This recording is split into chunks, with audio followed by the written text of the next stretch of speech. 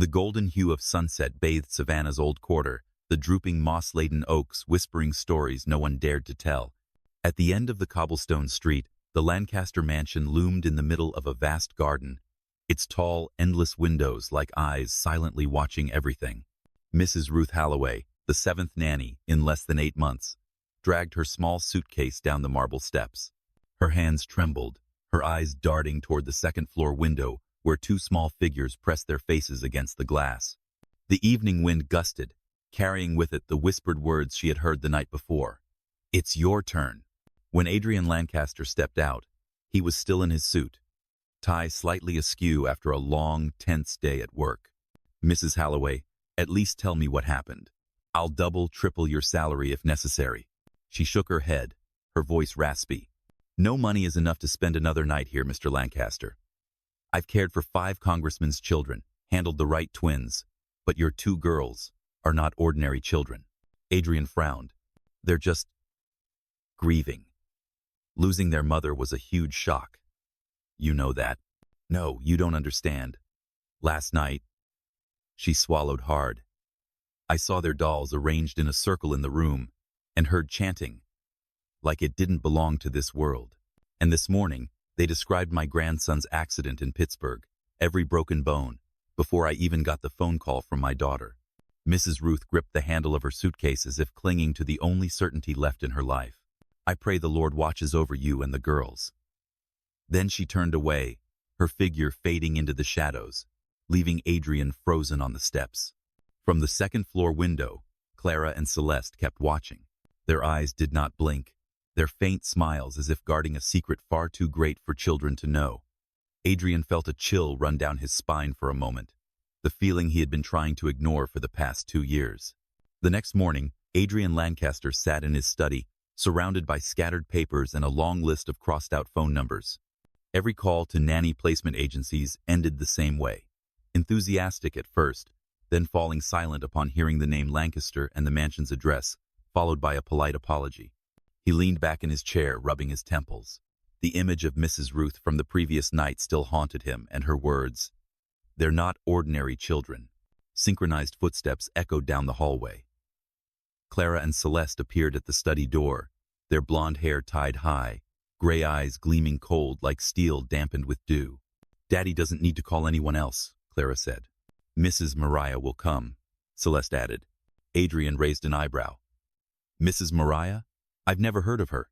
The girls only smiled without answering, then turned and left, leaving behind a heavy silence. Near noon, the doorbell rang. Adrian stepped out, and on the marble steps stood a woman of about 45, tall and slender in a simple navy blue dress. Her black hair was neatly pinned up, her deep eyes holding the quiet force of an underground river. "Mr. Lancaster?" Her voice was warm and low, tinged with the cadence of the Old South.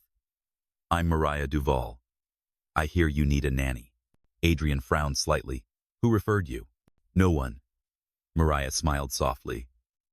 "But I was called here." Before Adrian could ask more, light, cat-soft footsteps sounded from the staircase. Clara and Celeste stood motionless on the landing like statues, then whispered in unison, "Hello, Mrs. Mariah." What sent a chill through Adrian was, Mariah greeted them back, saying each of their names without needing to ask. "Hello, Clara." "Hello, Celeste." The girls' thin smiles felt like a silent seal of recognition, and as Mariah crossed the threshold, Adrian sensed the boundary between the world he had always believed in had just been erased. Mariah Duval's first afternoon in the Lancaster Mansion passed unusually. No arguments, no slamming of the children's bedroom door as usual. Instead, the aroma of butter-sautéed onions and Cajun spices drifted from the old kitchen. Adrian stood at the kitchen doorway, taking in a sight he hadn't seen in 2 years. Clara and Celeste, the little ghosts, usually silent and withdrawn, now stood by the counter, each holding a wooden spoon to stir a pot of gumbo bubbling gently. Their faces were solemn, as if partaking in a ritual, yet they exchanged faint smiles with Mariah every so often. "Remember to stir clockwise, Clara," Mariah instructed, her voice gentle yet firm. "Yes, Mrs. Mariah," Clara replied without a trace of defiance.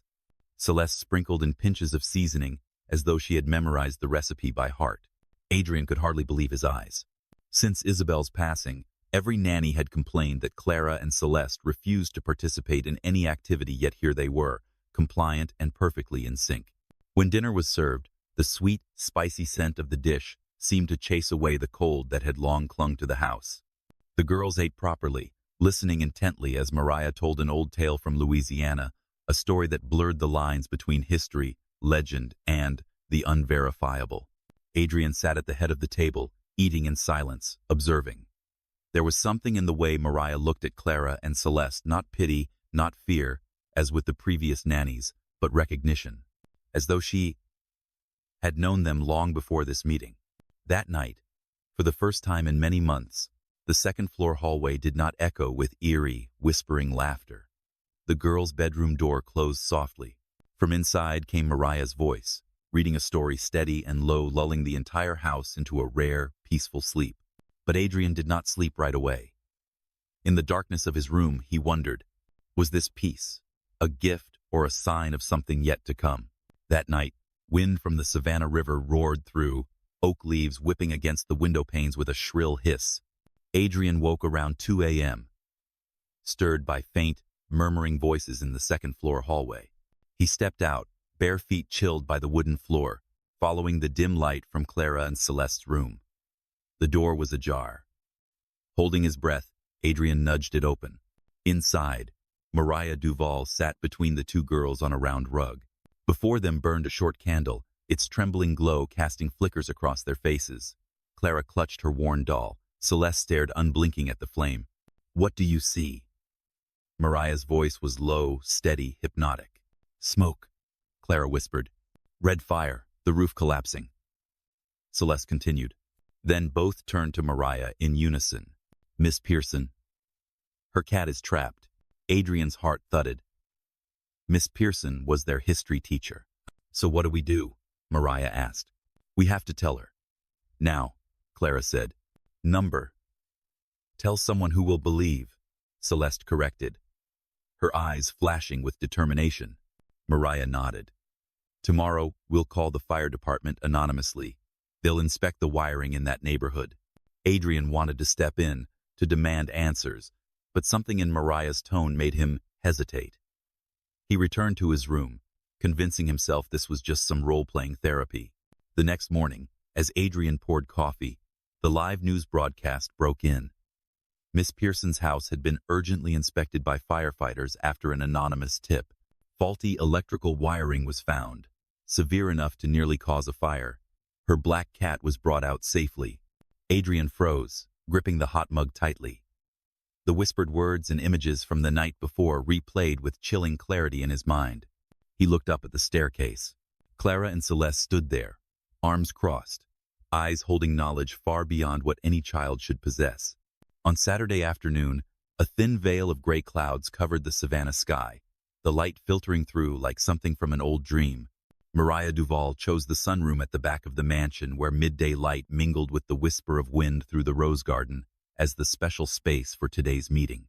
Adrian stood at the doorway, uneasy as he oversaw Mariah place a silver bowl of water, a few sprigs of lavender, and a single white candle at the center of a round rug.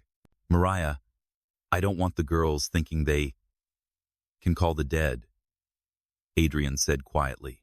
Mariah only answered with a faint smile. "Not calling, Mr. Lancaster. Just listening to what the children believe they've heard." Clara and Celeste entered, dressed in simple white dresses, hair neatly tied, their eyes alight in the flickering candle glow. They sat facing each other, Mariah between them, while Adrian remained outside the circle close enough to hear every word. "Clara, Celeste," Mariah began, her voice soft but carrying. "Tell your father what your mother says to you in your dreams."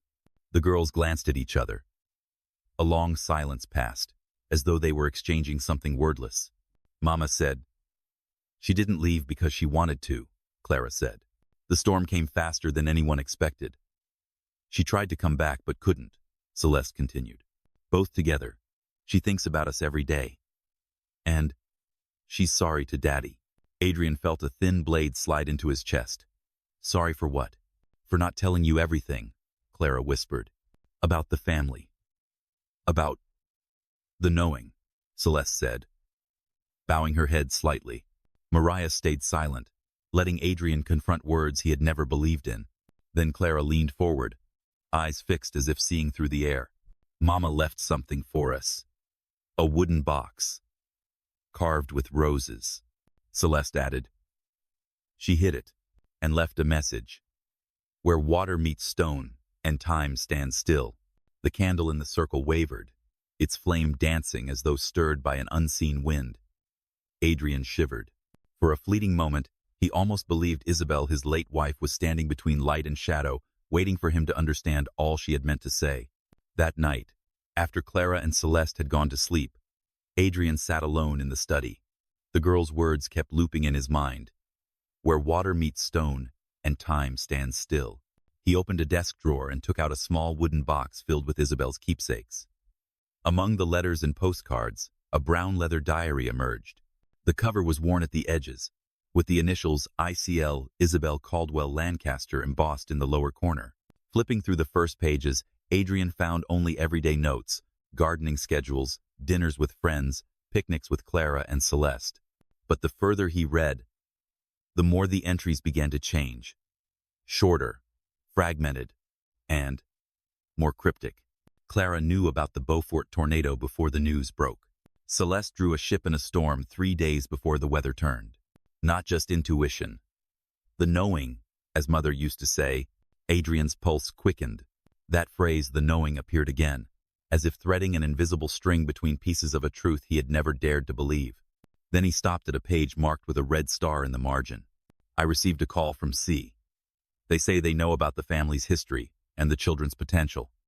Please don't believe it, but curious. Must meet, carefully. Hid her legacy where C can't find it, where water meets stone and time stands still. Adrian leaned back in his chair. The words her legacy instantly brought to mind Isabel's vague stories about her grandmother, a woman both respected and feared on the outskirts of Savannah. He turned another page, and near the end of the diary, a photograph slipped out onto the floor. Adrian bent to pick it up. In the picture, Isabel stood beside a stone fountain at about 12 years old. Water poured from the hands of a carved stone maiden, and at the base stood a bronze sundial. On the back, in neat, slanted handwriting, Isabel at Rosewood Hall. Summer 1985. Where water meets stone and time stands still. Adrian recognized Rosewood Hall as the Caldwell family's old estate, now managed by Aunt Catherine Caldwell, a woman Isabel rarely spoke of and had never taken the children to visit. At that moment, he understood. The carved rose box was not lost. It was still there. Waiting, or more precisely, entrusted to someone brave enough to find it.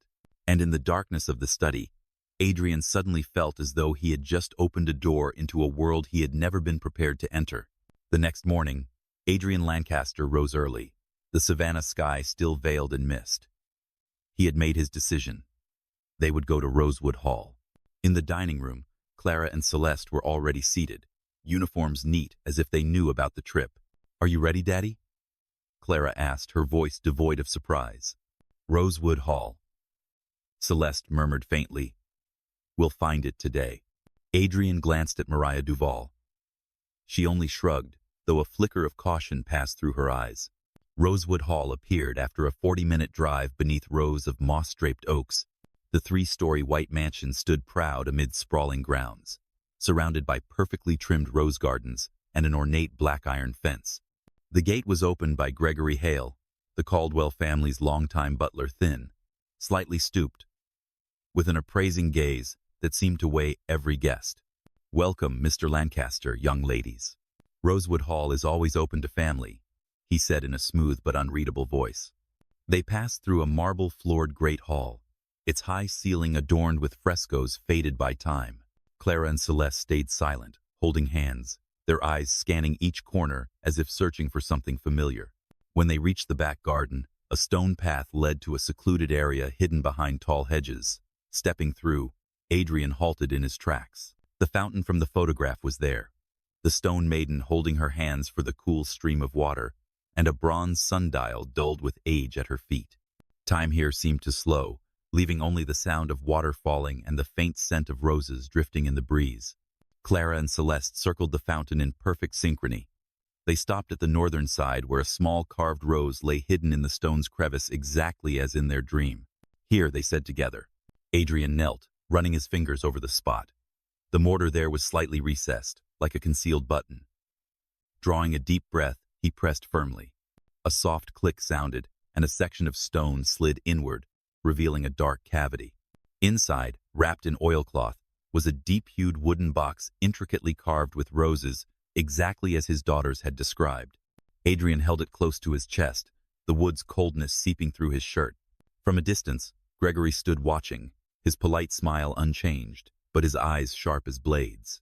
Mariah stepped forward quickly, murmuring, "We should leave, now." Adrian nodded. As the group walked back toward the gate, he felt it clearly not just Gregory but Rosewood Hall seemed to be watching their every movement, reluctant to let go of what they had just taken. That evening, rain pattered softly against the Lancaster Mansion's tiled roof. Adrian set the carved rose box on the living room table, but the doorbell rang before he could open it. Mariah stepped forward first, narrowing her eyes at the sight of a silver-haired woman with her hair neatly pinned, wrapped in a long charcoal coat. Helena Caldwell, Isabel's mother and grandmother to Clara and Celeste. "Adrian," she said, her voice raspy yet commanding. "I heard you went to Rosewood Hall." Adrian stiffened. "You know about the box?" Helena entered, her gaze passing over the two girls standing behind Mariah. "I've always known, and I know who will try to claim it." Mariah nodded slightly. "Catherine Caldwell." Helena sat, her thin hand resting on the box's lid. "This contains the family's legacy, not just keepsakes, but also the key to controlling the knowing. In the right hands, it's a gift. In the wrong—" She paused, her eyes turning to ice. "It becomes a weapon." Adrian opened the box. Inside lay a leather-bound notebook filled with faded brown ink, a silver rose-shaped pendant, a small glass vial of clear water, and a tightly rolled Caldwell family tree. Helena pointed to the vial. "Water from the Rosewood Hall fountain. It holds the energy that links those who carry the knowing in their bloodline. Catherine has tried for years to replicate it, and failed." Clara spoke up, her voice small but steady. "Aunt Catherine wants our power." Celeste added, "And she caused the storm that killed Mama." Adrian's head snapped toward Helena. "Is that true?" Helena was silent momentarily before saying, "Catherine believes power must have a worthy heir. She always thought Isabel squandered hers. When Isabel refused to cooperate, that's when it began." Mariah leaned against the wall, her gaze sharp. "If Catherine knows the girls have opened the box, she won't wait long." Outside, thunder rumbled on the horizon, an ominous confirmation that the dangerous game had officially begun. Wind from the Savannah River roared in, carrying the damp scent of rain and an unnatural chill. The clock in the living room had just struck 11 when the hallway lights began to flicker. Mariah Duval lifted her head, her eyes darkening. "She's here." The back door swung open without a knock. Catherine Caldwell stepped in tall, elegant in a high-collared black gown, her silver hair glinting under the dim light. She smiled as though she were walking into her own home. "Adrian," she purred, her voice smooth as silk but cold as steel.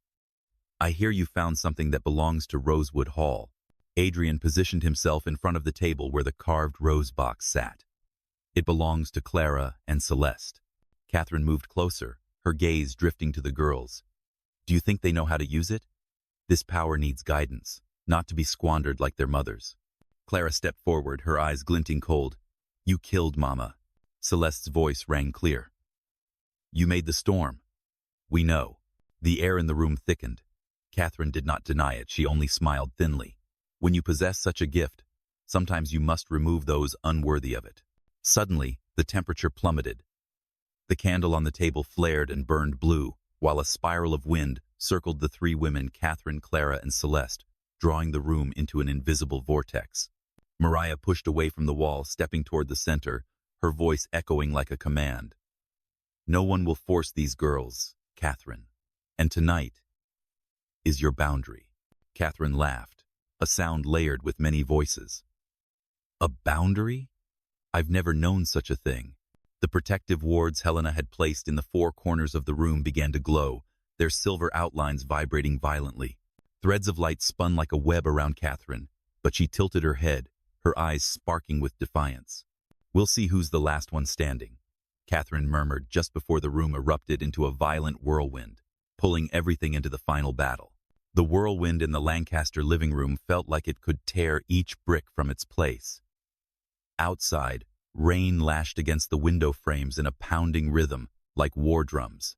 Helena Caldwell emerged from the hallway, holding a black stone etched with ancient symbols, silver light pulsing across its surface like living veins. "Mariah, it's time," she said, her voice hard as steel. Mariah nodded, retrieving the silver rose pendant from the carved box and dropping it into the vial of water from the Rosewood Hall fountain. The liquid immediately swirled into a spiral, glowing with a silver sheen. Clara and Celeste clasped hands, standing opposite Catherine. Their eyes blazed, and together they recited the incantation from the family's leather-bound book, childlike voices layered into the sound of hundreds. "When water touches stone, when light locks the dark, we return what does not belong," Catherine roared, striding forward, but Helena hurled the black stone into the spiraling water. Instantly, a silver light exploded outward, winding around Catherine like living chains. The blue flame atop the candle snuffed, leaving the room awash in shimmering silver. Catherine's face twisted, her eyes burning with hatred. "You think you've won? This power will not stay sealed forever." Mariah stepped forward, her tone calm but unyielding. "No one seals it forever, but we'll seal you long enough for the next generation to choose for themselves." The silver light tightened, and with a sound like ice shattering, Catherine's form faded, dissolving into the air, leaving behind only the faint scent of wilted roses. When the stillness returned, Helena gathered the vial, the pendant, and the now warm stone. Adrian pulled his daughters into his arms, feeling their hearts' steady, warm pulse. Clara whispered, "Daddy, are we safe now?" Adrian looked at Mariah, then at Helena. No one spoke right away. Finally, he said, "Safe, until we're ready for next time." Mariah rested a hand on his shoulder, her gaze unwavering. "Teach them, protect them, because this story isn't over." Outside, the rain had stopped, but in the distance, thunder still murmured like a reminder that darkness can retreat but never truly disappear.